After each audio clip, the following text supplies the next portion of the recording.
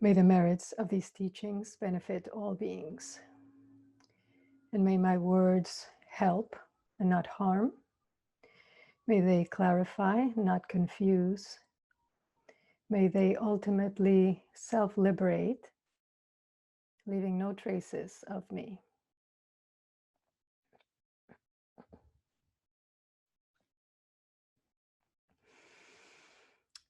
All right, hello everyone, welcome. Welcome especially to those of you who are joining us for the first time. It's so good to practice with you and to be in community. Thank you for being here. So most of you know, or perhaps all of you know, if you get the newsletter, we've been making our way through the 8 realizations of great beings. And so today I'm speaking about the second realization, which is the awareness that more desire brings more suffering. And then the commentary for that says, all hardships in daily life arise from greed and desire. Those with little desire and ambition are able to relax their body and mind free from entanglement. And just a moment ago, so I was standing just over here and feeling this, I was feeling that moment of desire, the moment in which I really want something, and what that experience is in my body and mind. It just came up quite spontaneously, actually. And then I felt what happens when I'm able to release and how that feels in my body and mind. Right? So when we hear this phrase, those with little desire and ambition are able to relax their body and mind free from entanglement. That's what it feels like to me. And relaxation perhaps is not the best term. I guess I experience it as a release, as a kind of, as a letting go, certainly, as a kind of surrender, which, as we've spoken many times before, is really based on trust.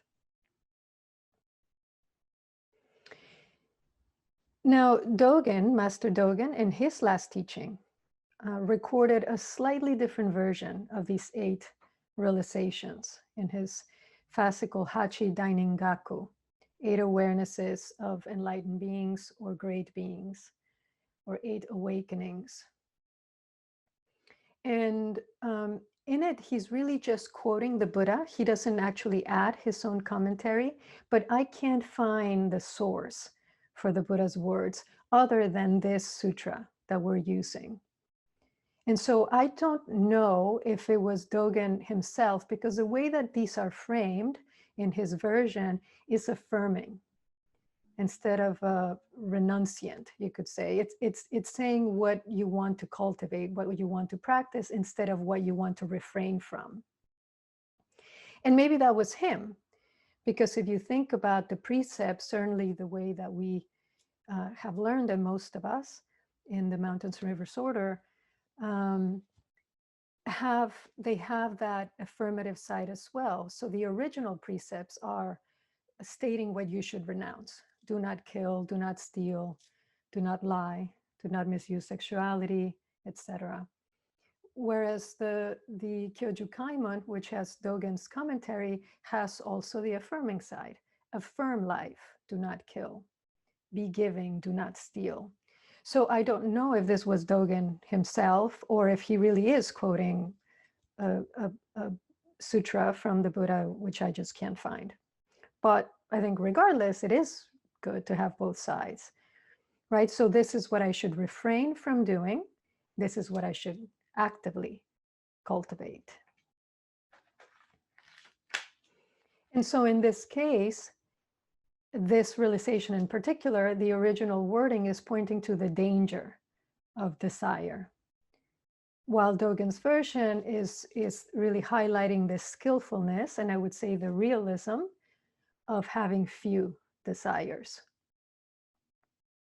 And so, quoting the Buddha, he says, the Buddha said, "Friends, know that people who have many desires intensely seek fame and gain." And here, think of fame and gain, the whole range of that, right? So those moments when we want recognition of some sort.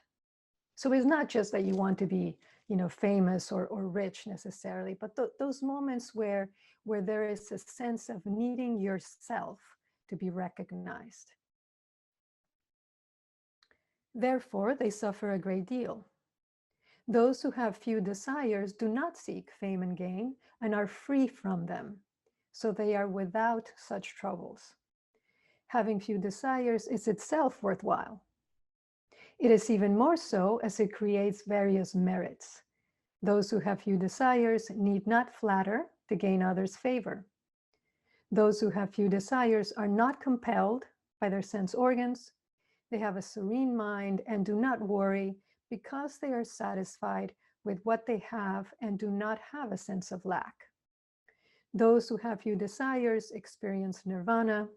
This is called few desires. And I just want to say here, that sometimes the way these are phrased, they sound so absolute, right? That there's a person that is, it sounds like it's so complete, the state that they're in, where they don't have desires, and so their mind is always serene, and they don't feel a sense of lack, and therefore they experience nirvana. And I'm sure somewhere in the world there are people like this. I like to think of this in a much more personal, more immediate way, as all of these moments in which I am able to release a desire, the moment in which I'm able to approach my life from a sense of trust and abundance instead of a sense of lack. And at least for me, this is a constant practice, right? I haven't yet arrived at a place where my mind is always serene by any means. And now the third realization, which we'll cover next week, actually speaks about having few desires. And so I suspect that as the sutra traveled right through China to Vietnam, Korea, Japan, that its content shifted a bit, right? Some points were highlighted, some others were left out. But the message is clear. Have few desires and you'll be happier.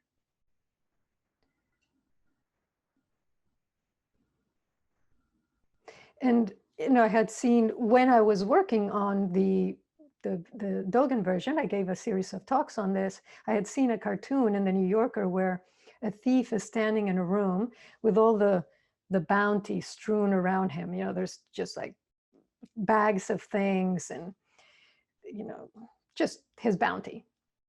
And he's holding to his chest a boombox. He's like cradling it, kind of like a baby. And he's asking himself, do I need this? Does it spark joy?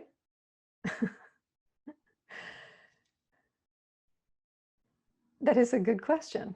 Do I need this? Does it spark joy?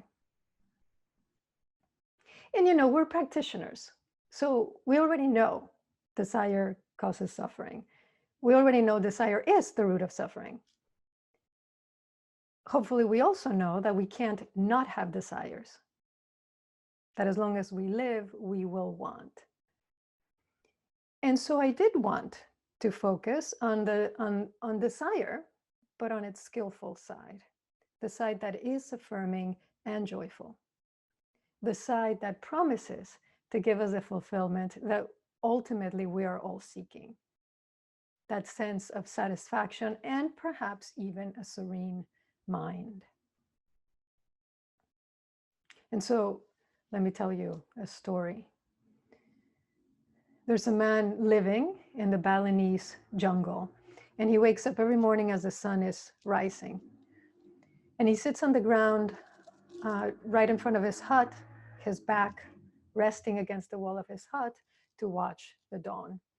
And every morning, a young woman who's the wife of the local magician of whom this man is a guest, comes to deliver a bowl of fresh fruit. But the man notices that on the first day that she comes, she comes with a bowl of fruit, and she also comes with a tray. She holds it on her shoulder with these tiny boat-shaped platters that have, they're woven out of palm fronds, and they have a mound of rice in each.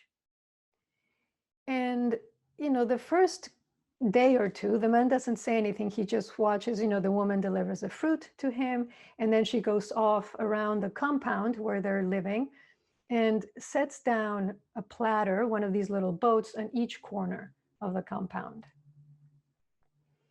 And then after a while, curiosity gets the best of him. And so he asks her, what are these for? And she says, well, they're for the household spirits. And she disappears around the corner just as she did before. And so then he starts to follow her. And he sees how she very carefully lays down, each of the boats and each of the corners of the various buildings of the compound. And then when he gets back to his hut, he looks at the boats and realizes they're empty. The rice is gone. And so another day, he gets a little bit closer and he notices something strange. The rice is actually moving. So he gets a little closer still. And he sees that there's a line of ants patiently climbing up the side of the boat, and they're wrangling with each grain of rice. And so, perhaps one of them is like, picks up a grain of rice and tries to push it, or they start to pull it. Often, it stumbles and it falls on its back, and now the rice is on top of it, and it just lays there until another ant comes and helps it along. And so this is no easy feat. I mean, they spend hours, but ants, they're very collaborative. And so together they manage, grain by grain, to cart off the rice in each one of these little boats up off to their anthills. And he realizes these were the offerings for the household spirits. And he realizes, in a practical sense, that this keeps the ant colonies occupied, right? So they won't get into the compound's pantry, they won't get into the kitchen. But then he thinks a little further and he realizes, but these offerings do keep them satisfied. Because at first he's like, are these the household spirits? Is the woman just saying that? Or are the ants actually the household spirits?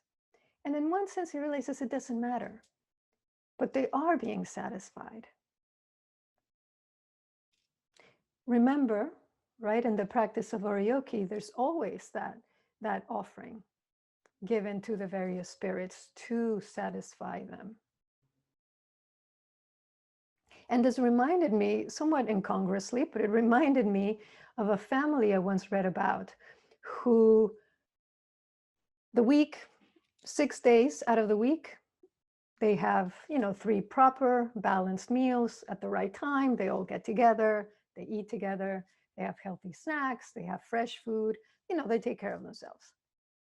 And one day a week, and I don't remember what it was called, they had a name for it, I don't remember what it was, but one day a week, everyone in the family can eat whatever they want, kids and parents.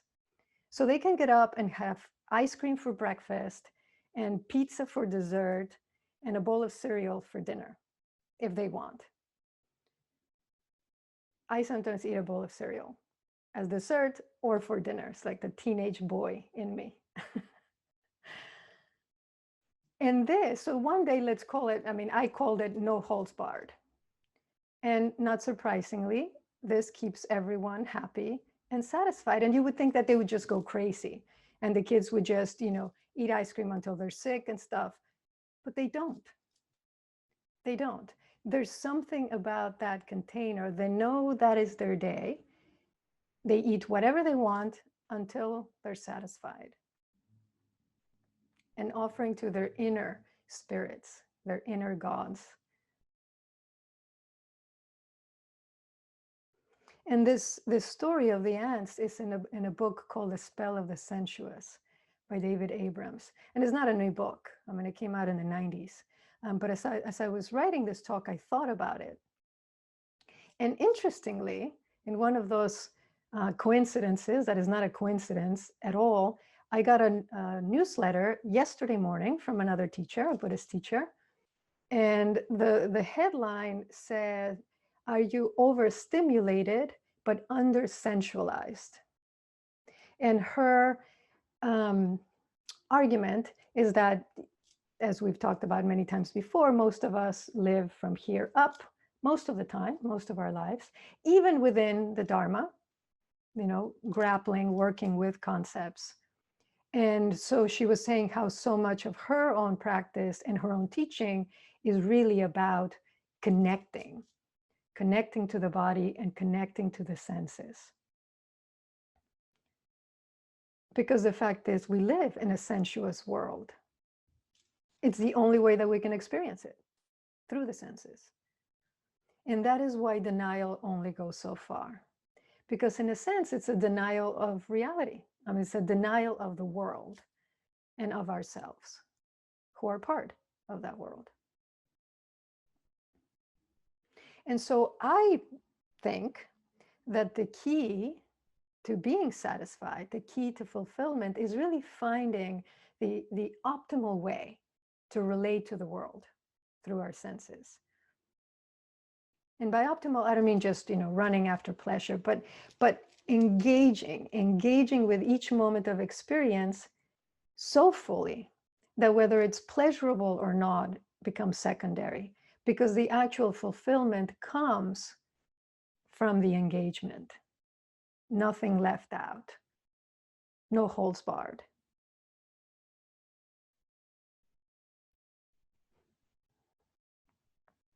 And so, so much of this is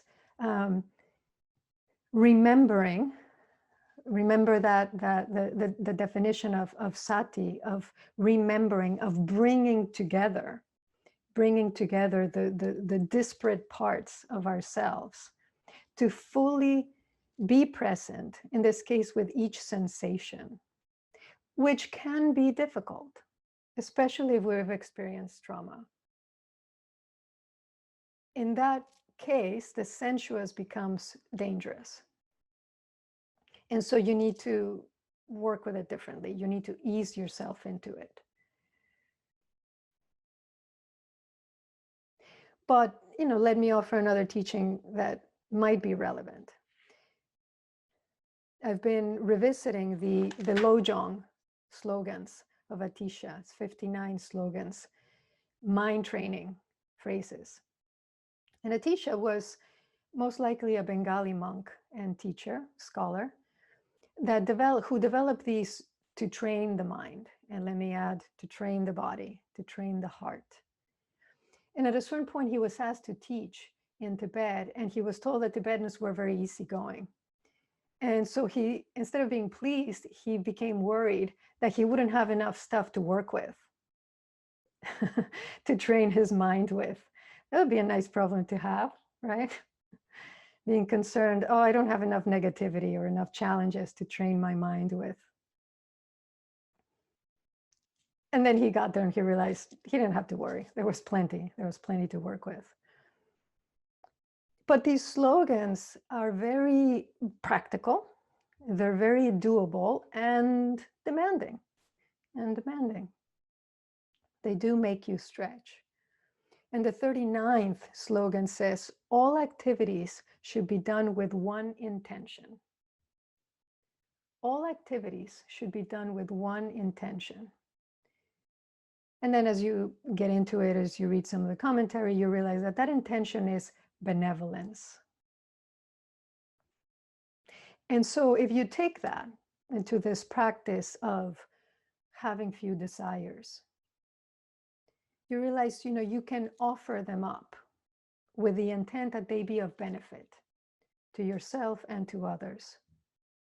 Right? So when I sip my tea, when I eat a meal, when I enjoy a book, go for a walk, part of that fulfillment comes from the knowledge if I can have it present, that I am doing these things with others. We say that, we chant that as part of the Oryoki chant. I eat this food with everyone. And how is that so? And so even if I'm struggling with my want, if I'm struggling with feelings of lack, I can offer that struggle. I think this is really important, this mind of offering. We know gratitude and we know the effect that that has. And so this is, I think it goes with it. This mind of offering both our abundance and our sense of lack, to offer the difficulty and to offer the joy. And now the important thing is that this intent for benevolence is suffused with awareness and gentleness. Right? It's not demanding, it's not anxious, it's not fearful, it doesn't push through. It stands on our goodness and on our abundance, and on our unquenchable desire to thrive. Because behind every desire is the desire to be okay, and not just to be okay, but to thrive.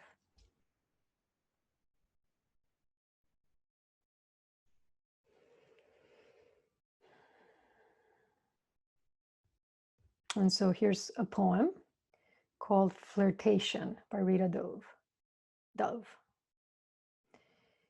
After all, there's no need to say anything at first.